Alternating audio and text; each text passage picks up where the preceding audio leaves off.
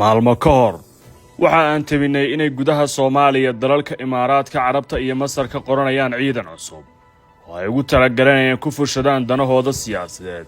inkasta oo ciidanka dawladda federaalku ay qarinayso xogtiisa haddana doodo iyo ishardi siyaasadeed ayaa durba haraynaya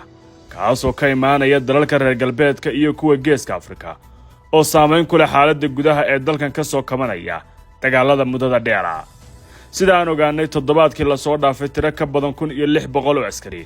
ayaa laga saaray gudaha dalka waxaana loo duuliyay laba goobood oo ka baxsan Soomaaliya dhalinyarada la qoray oo rag qaarkood waxaa loo sheegay wax ka duwan sababta loo qaaday taasoo mar kale saaxadda siyaasadda Soomaaliya ku soo celin doonta in la arko dad warbaahinta ka hadlaya oo sheegaya in dhalinyaro laga qaaday ama siyaasiyiin siyaasadda u isticmaalaya sidaas oo kale qayb ka mid ah ciidanka Imaaraadku qoranayaan ayaa la geyn doonaa laba dufco oo ka mid ah saldhig ciidan oo ku yaala duleedka magaalada Boosaaso ee Puntland oo ay ku qaadan doonaan tababaro iyadoo ay saldhigaasi maamusho dawladda Imaaraadka Carabta waxaan xaqiijinay in dhammaan ciidamadan ma hoos imaan doonaan taliska ciidamada xoogga dalka iyo wasaaradda gaashaandhigaba haddana aysan waxba ka ogeyn hanaanka qoridda loo xilsaaray kooxo ka baxsan ciidamada oo gaar ah waxaa maamulaya wadamada tababarada saadka iyo mushaaraadkaba siinaya oo ay ku shaqayn doonaan go'aamadooda taasoo ka duwan qorshaha tubta amniga qaranka ee Soomaaliya dawladaha reer galbeedka ee saameynta ku leh arrimaha amniga ee Soomaaliya ayaa xaqiijinaya inay fiilo Soomaaliya u gudbiyeen walaaca ay ka qabaan ciidamada la tababarayo ee qarsoodiga ah haddana ay gacanta ku hayaan kiisaskooda dalal aan horey u tababarin ciidamada Soomaalida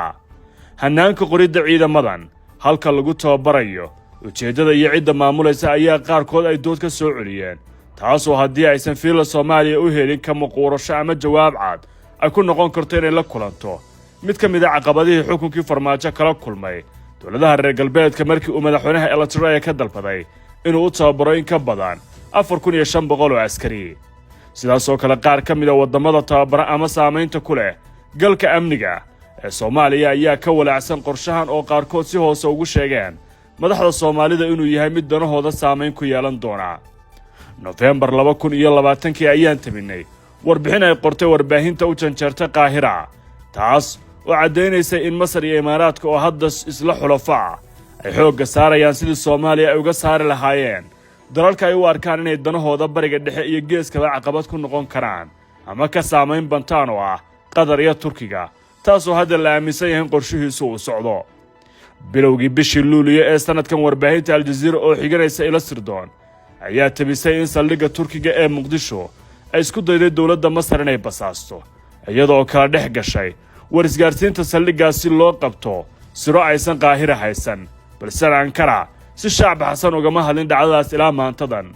Turkigu waxay gacan walaalnimo oo dib u dhis aadanimo iyo tababarka ciidamada xoogga dalka siiyeen Soomaaliya xilli baahi weyn ay u qabtay dadka Soomaalida ayaana rumaysan in Ankara abaal weyn ay gashatay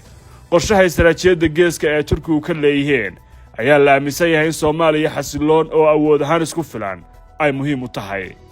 October 2017 Masaaridu waxa ay si weyn uga caroodeen saldhig ciidan ee ay dawladda Turkigu ka furatay Soomaaliya kaasoo wax badan oo horumar la rumaysan yahay inuu ku kordhiyay xoogga amniga ee dawladda federaalka laakiin wasiirka arrimaha dibadda ee Masar Samiix Shukri ayaa ku sifeeyay saldhigga Turkisom ee Muqdisho mid halis ku ah amniga qarankooda taasoo muujinaysa loolanka dalalkan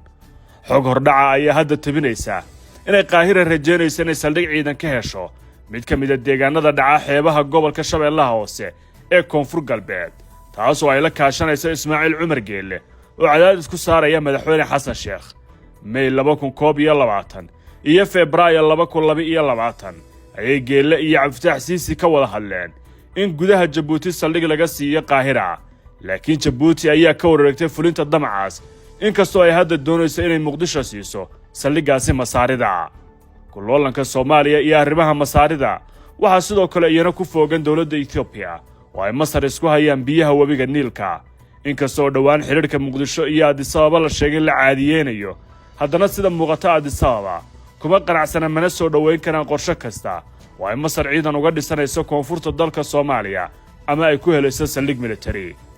inkasta oo aysan dawladda federaalku si cad u shaacin qorshaha tababaridda ciidamada cusub iyo nooca diiwaangelintooda saraakiil dowladeed oo aan la hadalina ay sheegeen inay si qaran tahay haddana waxaan shaki lahayn in hadda masaaridu ku leedahay Soomaaliya galaangal xoog leh oo awood u leeyihiin ay qorshahooda ku fushadaan iyagoo dhaqaale ahaan taageero ka haysta dowladda Imaaraadka Carabta khubarada sida dhow ula socda arrimaha ciidamada tababaridooda ee Soomaaliya ayaa xaqiijinaya in reer galbeedka Turkiga iyo dalalka dariska la Soomaaliya ay ku foogan yihiin sida ay ula socon lahayn dhaqaaq kasta oo xagga ciidamada la xiriira dowladda federaalka ayay ku noqon doontaa jahawareer xoog leh sida ay ku qancin lahayd dhammaan dalalka oo mid kasta dana gaara ay doonayso inay fushato